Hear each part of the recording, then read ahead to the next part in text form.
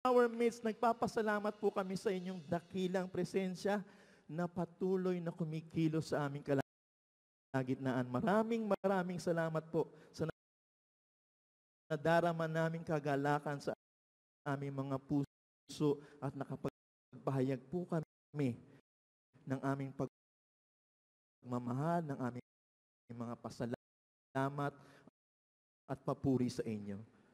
Kanlugdan niyo pa po kaming lalo, Panginoon, sa pakikinig namin ng inyong mensahe. Dalangin po namin lalo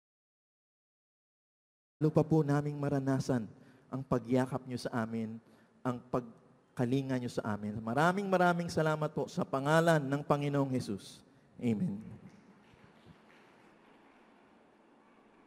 Better is one day with the Lord than 1,000 days elsewhere and in the presence of the evil one. So much can happen in a day. A great reversal could happen in one day. A reversal is an adverse change of fortune.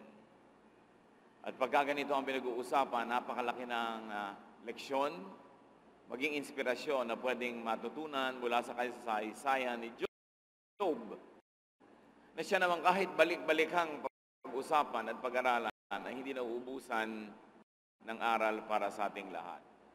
Maraming pwedeng magbago sa isang araw. Reversals. Yan ang magandang ating pag-aaral at nawa ang Panginoon ang siyang magbigay sa atin ng ginintoang mga aral. Salamat po, Diyos, dahil kayo ang patuloy na nagtuturo at ngayon nagbubukas kami ng isip at puso sa inyong mga pagtatagubilin, pagpapaliwanag. Turuan niyo po kami upang maging handa, upang mapagtagumpayan ang anumang uri ng mga reversals na pwedeng dumating any day, any moment. Teach us, lead us. As we gather in your presence, cleanse us, O God, restore us, forgive us our sins. We ask you to do your will, to be our speaker, to be our teacher. In the name of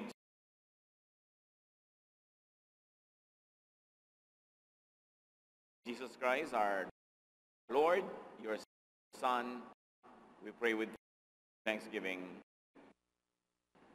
Amen. Reversals. Balik-balikan natin ang napakamagahalaga mga kasaysayan sa Biblia at ngayong araw na ito, ang kasaysayan ni Job na napaka-familiar sa marami sa atin. Job 1, verses 1 and so on. Many years ago, a man named Job lived in the land of Uz. He was a truly good person who respected God and refused to do evil. So itong si Job ay nasa kanya na yata ang lahat ng katangian, napakayaman, makadiyos, kinakasihan ng Diyos, at siya ay magalang sa Panginoong Diyos. He was very godly. Napakagandang description ng sino man na pati ang langit ay natutuwa pag ito ang description ng isang tao. Verse 2, and so on. Job had 7 sons and 3 daughters. He owned 7,000 sheep, 3,000 camels, 500 pair of oxen, 500 donkeys, and a large number of servants.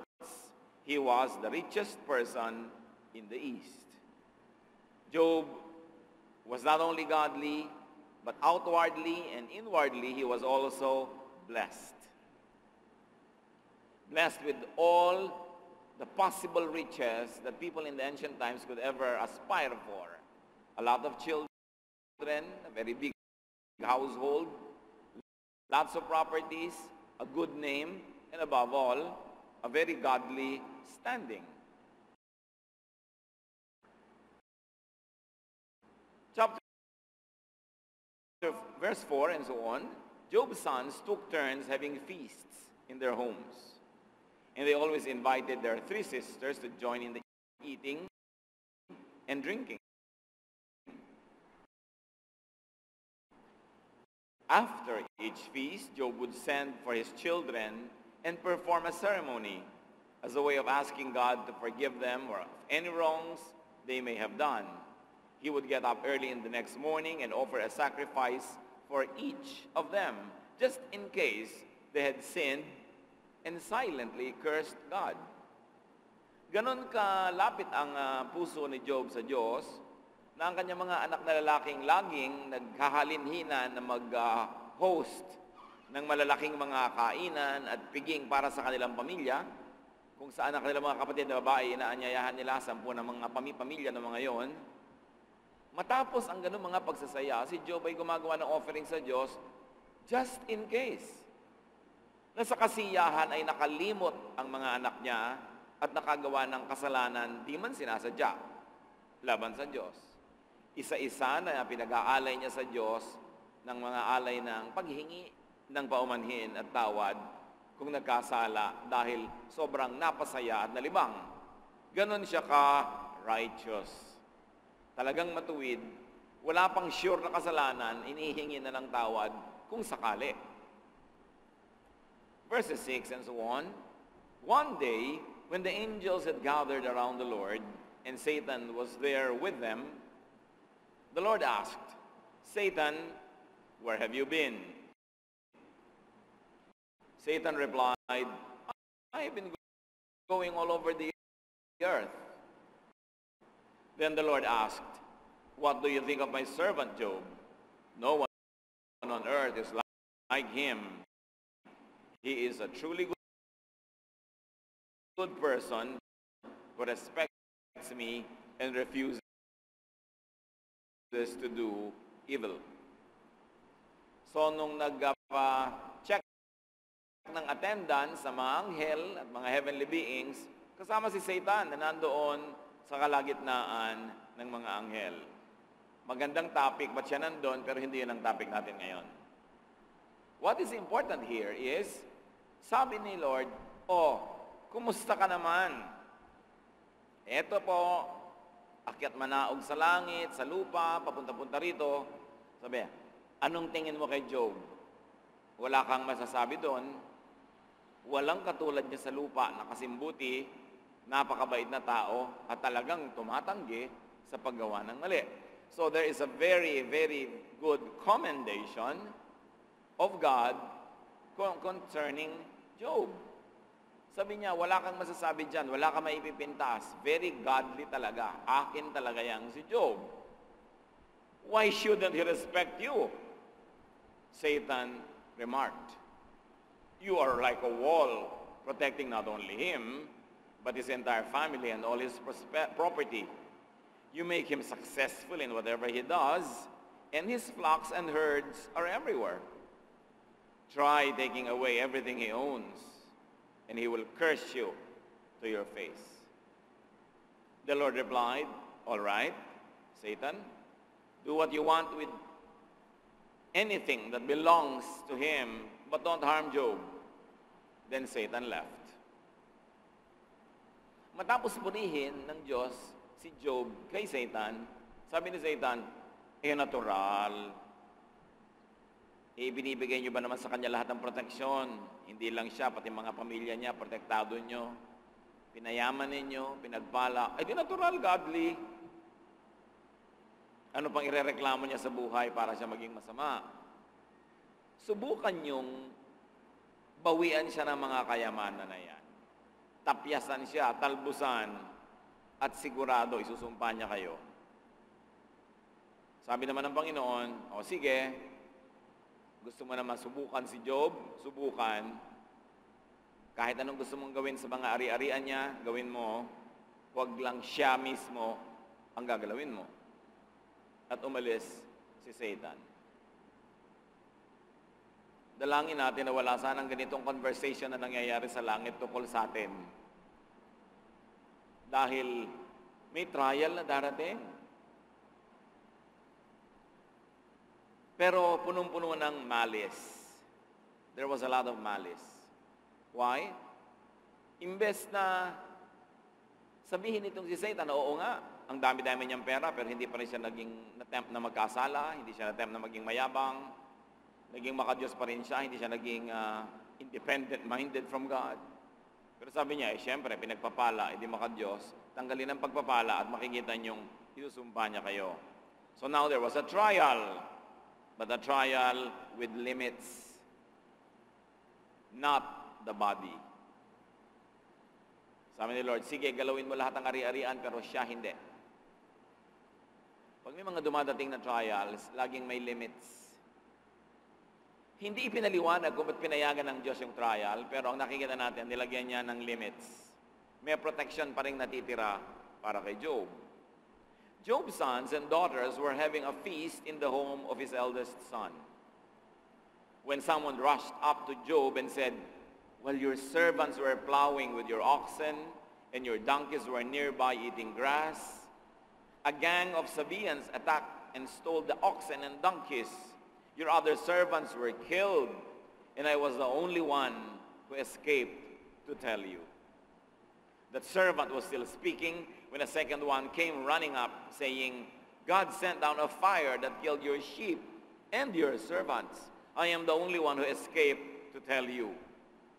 Before that servant finished speaking, a third one raised up and said, "3 gangs of Chaldeans attacked and stole your camels. All of your other servants were killed, and I am the only one who escaped to tell you." All in one day.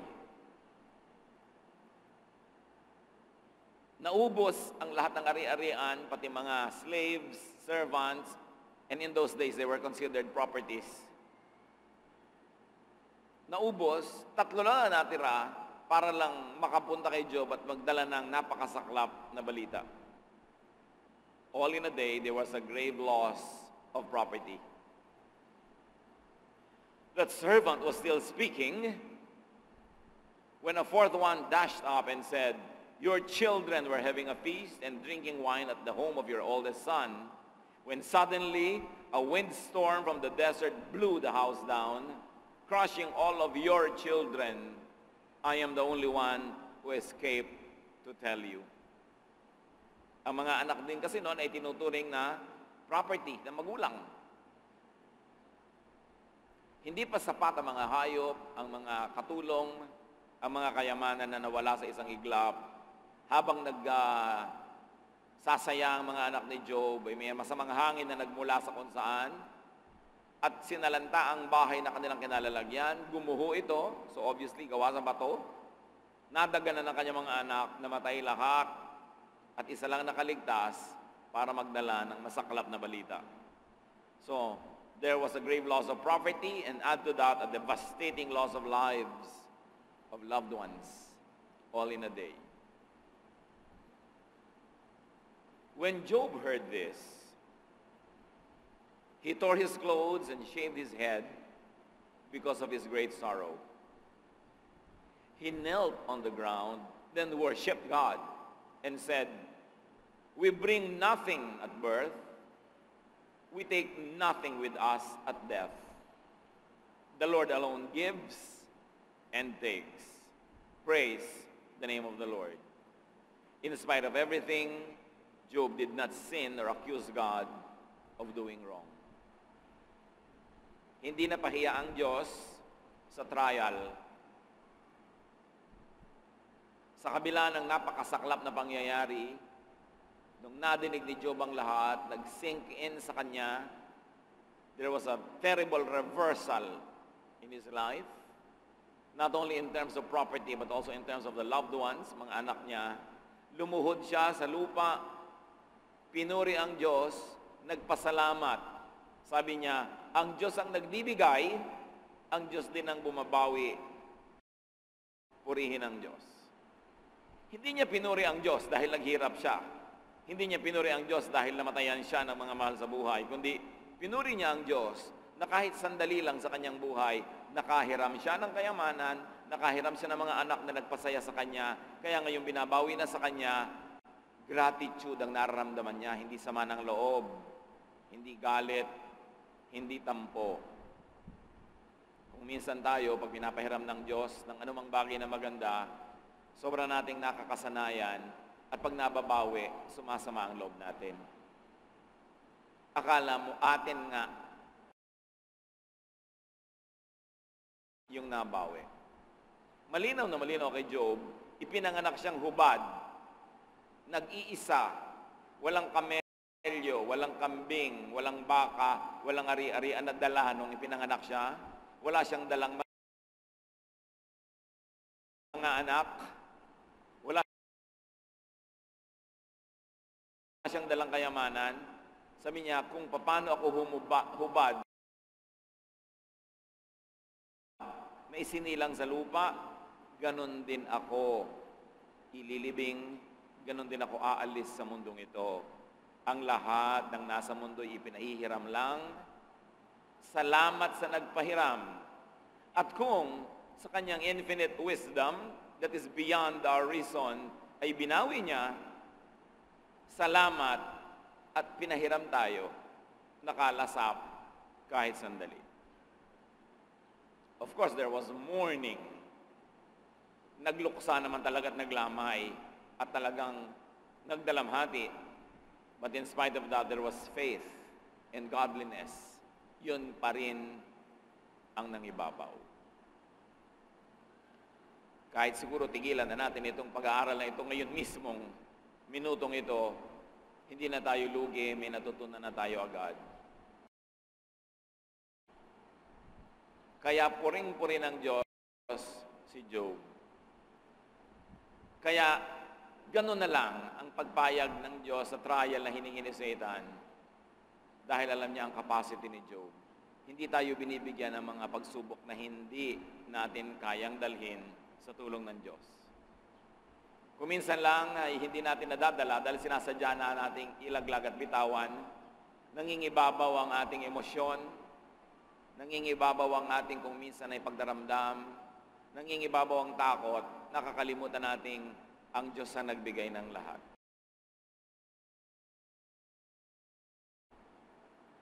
Hindi madali at hindi natin minamaliit kahit kailan ang nangyayari kung minsan ng mga losses sa ating buhay.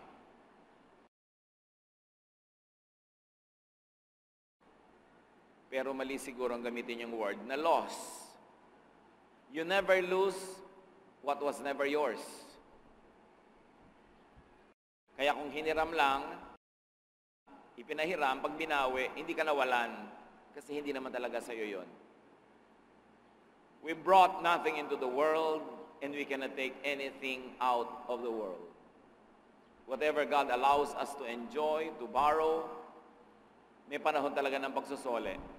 At sa oras na yon, ang dapat na nangingibabaw sa ating damdamin ay pagpapasalamat, hindi panghihinayang, hindi sama ng loob, at lalo namang hindi tampo sa Diyos. Mahirap kuminsan na mawala ng mahal sa buhay, pero lahat naman ng tao nakakaranas nun panahon lang. Mahirap kuminsan na mawasak ang isang pangarap, matapos ang isang illusion, pero dapat nakatungtong ka ng matibay sa pundasyon ng pananalig para hindi nauuga at natutumba. At idalangin natin na anuman ang mga pagsubok na dumating sa ating buhay, mapagtagumpayan ang ating pananalig. Pag dumadating ang pagsubok, doon kailangan ng pananalig. Very especially in difficult times. So nagtipon-tipon muli ang mga anghel sa langit. When the angels gathered around the Lord again, Satan was there with them. And the Lord asked Satan, "Where have you been?" Satan replied, "I have been going all over the earth." Then the Lord asked, "What do you think of my servant Job? No one on earth is like him. He is a truly good person who respects me and refuses to do evil. And he hasn't changed, even though you persuaded me to destroy him for no reason. Commendation pa rin. Puring-puri pa rin ng Diyos si Job. Sabi, nakita mo na?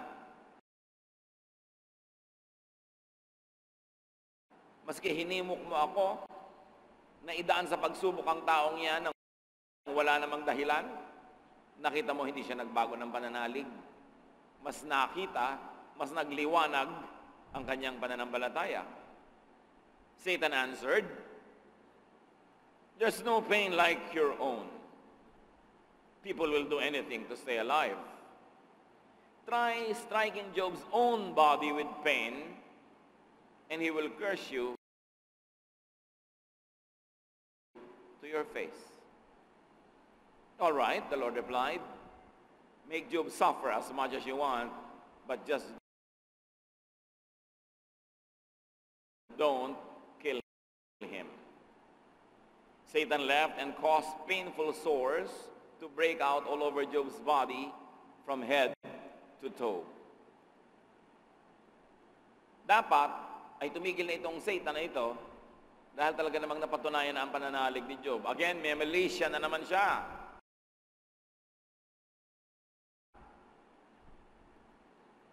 Sabi niya, kung ipaparaphrase natin at lalagyan ng konting feelings, puring-purin nyo yan dahil sabi nyo, faithful pa rin. Kita nyo ang sama-sama niya talagang tao. Bakit masama?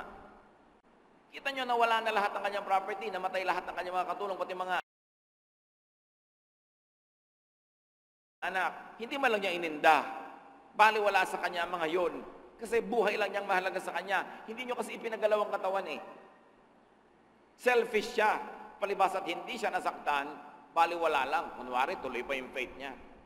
Sabi tuloy ng Diyos, sige, saktan mo hanggang gusto mo, huwag mo lang papatayin.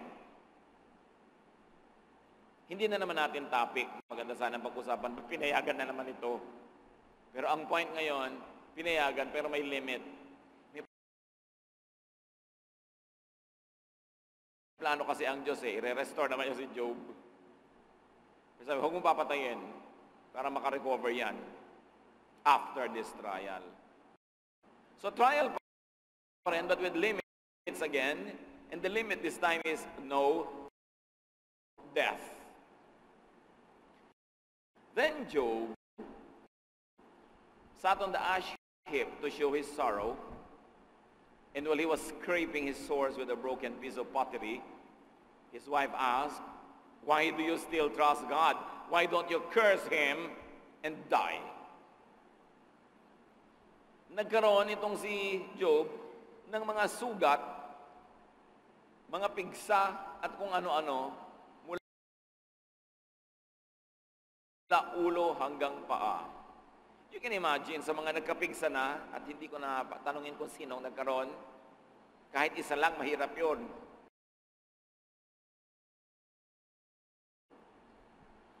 Mula ulo hanggang paa, ang dami nun. So, sakatin ang kanyang sugat na nagnanaknak, kumakatas-katas, umupo siya sa ibabaw ng abuhan, yung pinagsisigaan ng mga kahoy, binubudbura niya ang kanyang sarilang abo. Una, para huwag siyang dapuan ng kutakot-takot na langaw. Alam niyo yung mga langaw sa Middle East, sa kakulangan ng moist environment, dahil tuyo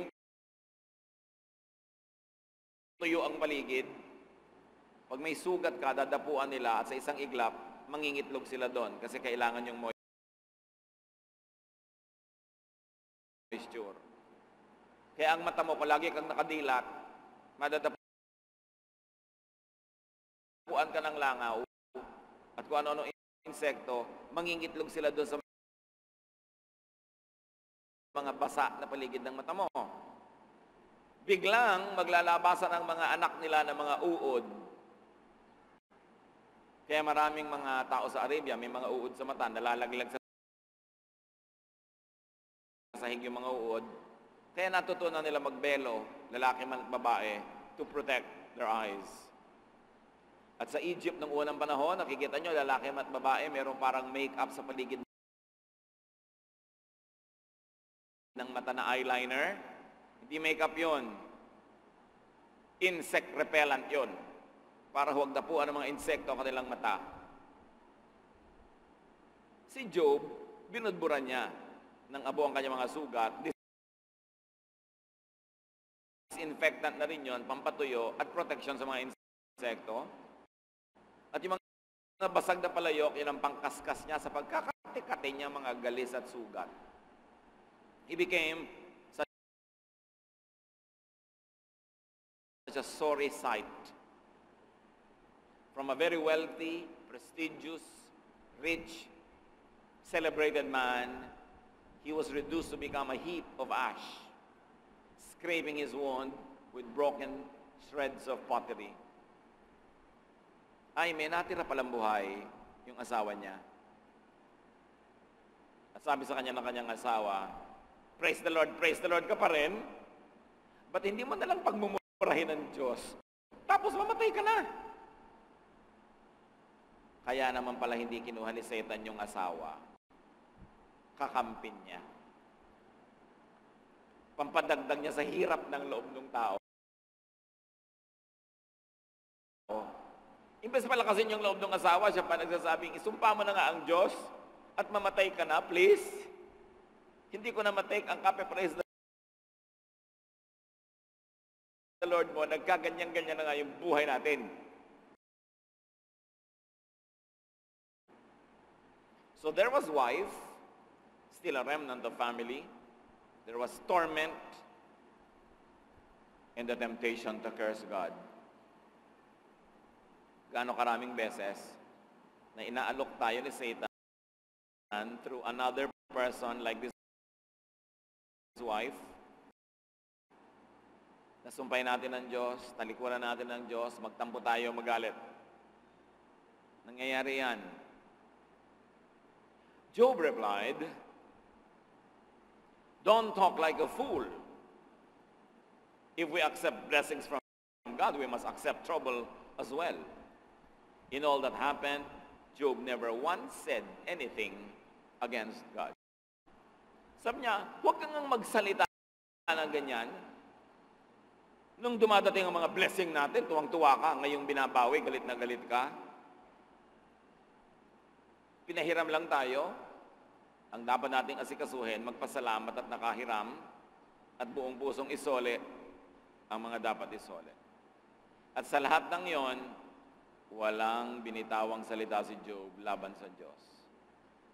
So what did he offer his wife? Correction. And what surfaced in all of this? Faith and godliness in spite of all of that.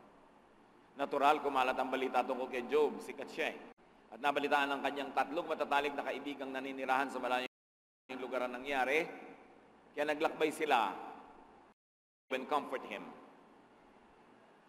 When they came near enough to see Job, they could hardly recognize him. And in their great sorrow, they tore their clothes, then sprinkled dust on their heads, and cried bitterly. For 7 days and nights, they sat silently on the ground beside him because they realized what terrible pain he was in. So may natira naman kay Job, mga kaibigan, 3. At naglakbay sila mula sa malayo para makiramay kay Job. Pero nung nakita nila, di nila nakilala.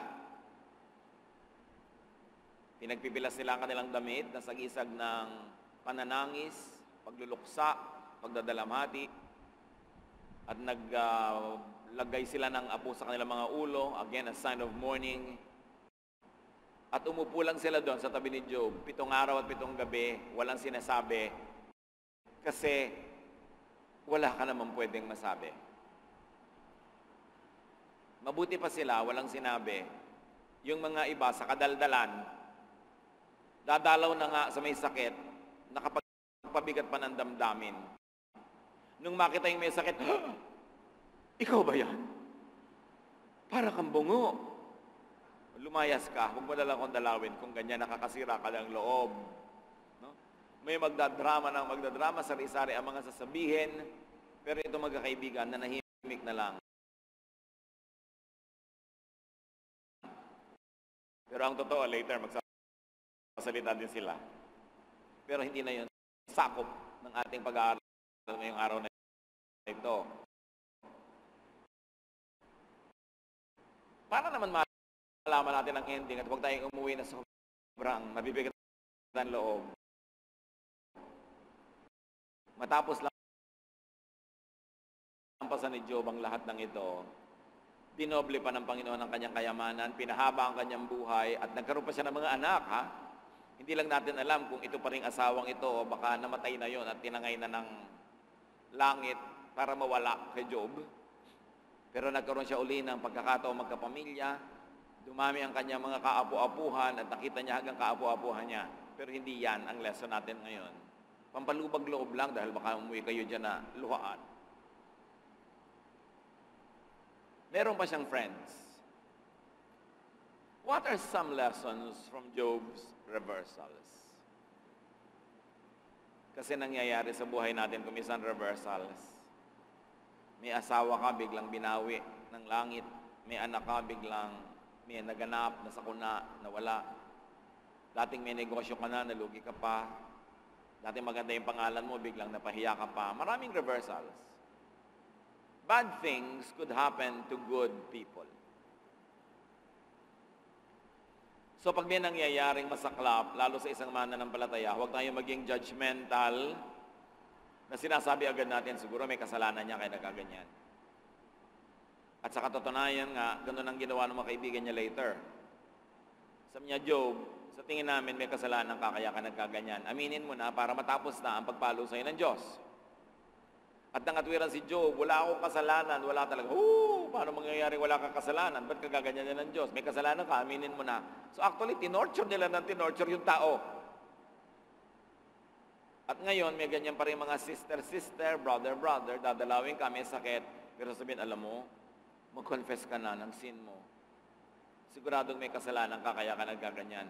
Huwag kayong kasi siguro. Pinakita na sa atin ang buhay ni Job. Wala naman siyang ginagawang masama. Talaga lang nadaan sa pagsubok.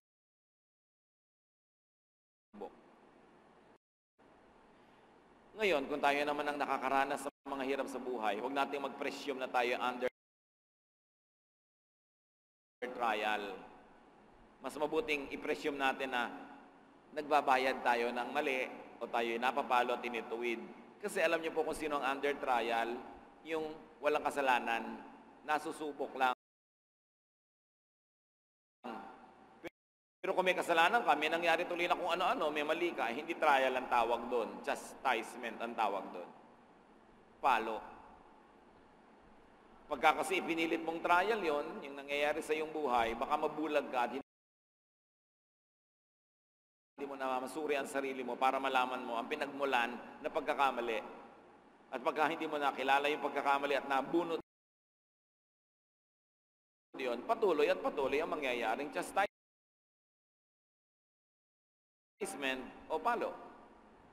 Yun ang pag-a-apply natin sa sarili. Mas mabuting unahin natin chastisement siguro. Pag napatunayan mo na sa sarili mo, ang matapos ng masusing pag-aaral na hindi naman talaga chastisement, tsaka mo palang tawaging trial. So for yourself, it is safer to say chastisement. But for others, when you see it happening in others, it's always kinder to say it is a trial dahil hindi mo naman alam eh. Pag tinawag mo chastisement, ginudge mo na siya agad, malay mo naman. Bad things could happen to good people. Ecclesiastes 9:11, Solomon explains why such a thing could happen. Here is something else I have learned. The fastest runners and the greatest heroes don't always win races and battles. Wisdom, intelligence, and skill don't always make you healthy, rich, or popular.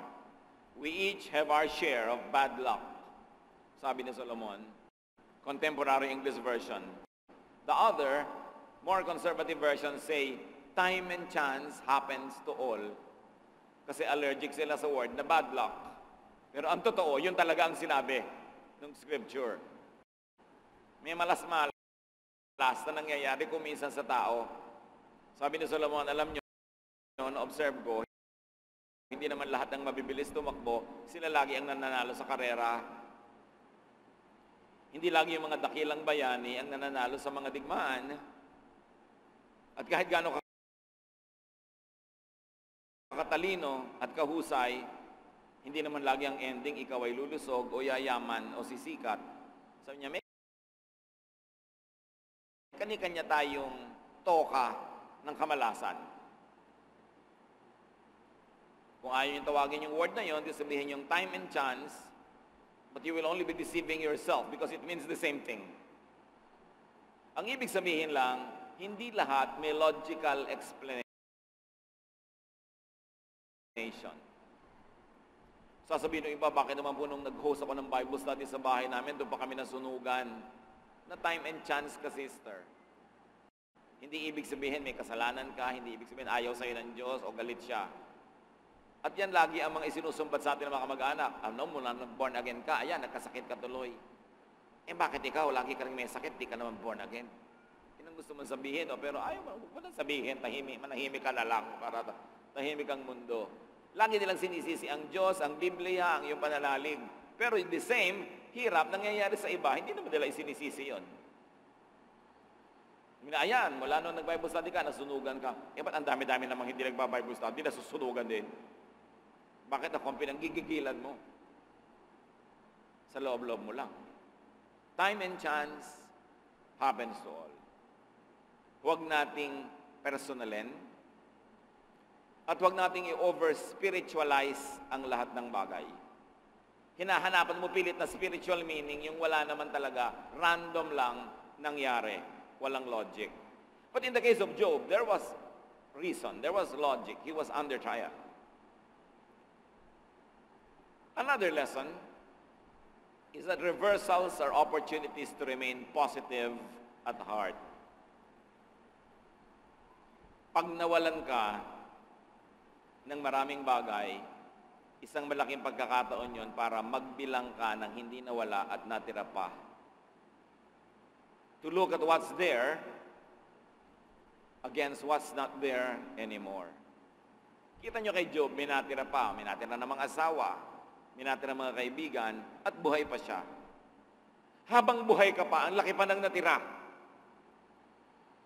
May pag-asa pa. Nadagdag pa kung may asawa ka, kahit ganong nager, at least, hindi masyadong tahimik, malilibang ka naman. May kausap ka rin, kasi may mga kaibigan ka pa. May pag-asa. Mga kapatid, pag may dumadating sa atin na losses, don't exaggerate it. Meron lang dalawang nagkasakit. Ayan, nagkakasakit-sakit na ang lahat. Ang hirap-hirap na ng buhay. Dinadramatize. Huwag nyo i-generalize. Specify. Isolate the difficulty. And you will realize, these are just tiny dots in an otherwise long, good line of life. Hindi talaga siya ganun ka-drama pag hindi nyo i-dramatize. Reversals are opportunities to remain godly. Of course, Satan likes it to be an opportunity to make you ungodly. Siyempre, gusto ni Satan, ang maging resulta sa iyo ay maging bitter ka. But God wants you to be better. Be better. Don't be bitter when you have hardships in life. Kasi pag naging bitter ka, lalo ka malulugi. Pag nagalit ka, nagtampo ka sa mundo, nagtampo ka sa bigas, lugi ka. Kailangan pag may natapon, ang asikasuhin mo agad, alin ang hindi natapon? Kailangan ko itong i-salvage, which the real meaning in English is to save it, no? Kung bakit yung salvage sa Tagalog, naging patayin mo siya, i-salvage mo. But save it.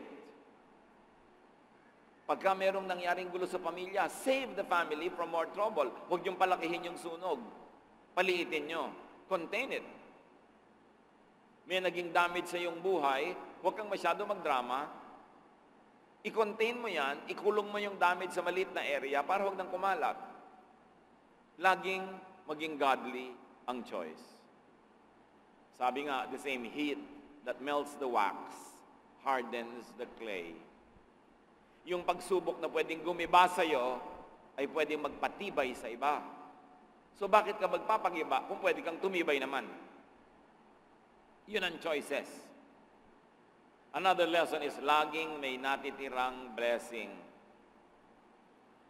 Katulad noon, life, kahit siya may sakit, buhay naman. Wife, kahit na nagbubunga nga, may kasama ka pa rin. And friends, na kahit later on uusigin siya, at least nandun nakikiramay. Lagi niyong titingnan yung bright side. At meron pa siyang faith. That is so much. Godly attitude. And of course, kahit ano pang mawala, kahit pang buhay mong mawala, nandun pa rin ang God. Therefore, there is hope. Pag dumilim ng konti, huwag niyong padilimin lahat, may matitirang konting liwanag. Make do with that until you are able to pass the test. So recognize and keep the blessings. The life, the wife in the story, the friends. At merong isang lesson para sa lahat sa atin. Be ready for possible reversals. God forbid. But just in case, be ready. Sabi ni Balagtas sa Florante at Laura, ay bago sa mundo'y sa isang kisap mata, ang tao'y mayroong sukat ipagdusa. Sa niya, walang kaabog-abog, walang kadahi-dahilan, walang warning, pwedeng dumating ang isang disaster sa buhay. So dapat, ihanda ang loob. Expect the best, but be ready for the worst. Pahalagahan ang mga tao sa buhay kasi hindi mo alam kung sinong matitira dyan na kasama mo. Kung sakasakaling merong mawala na ipagluluksa, sinong matitira? Baka ang natira yung pang inaway mo, may atraso ka pa, mahirap naman na yung pa yung natira. So be as friends, sila babangon.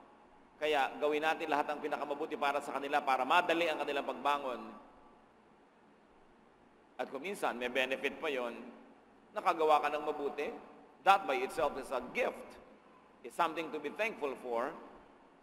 Pero anong mangyayari kung may inapi ka dahil kaapi-api, kawawa, joke moment, pero nakarecover, yumaman, lumakas, edi kaaway mo ngayon yon, lugi ka. Mas mabuting maging laging mabait kasi hindi mo naman alam kung kailan gugulong ang buhay at yung dating nasa ilalim ay nasa ibabaw na at ikaw na nasa ibabaw ay pwedeng mapasa ilalim.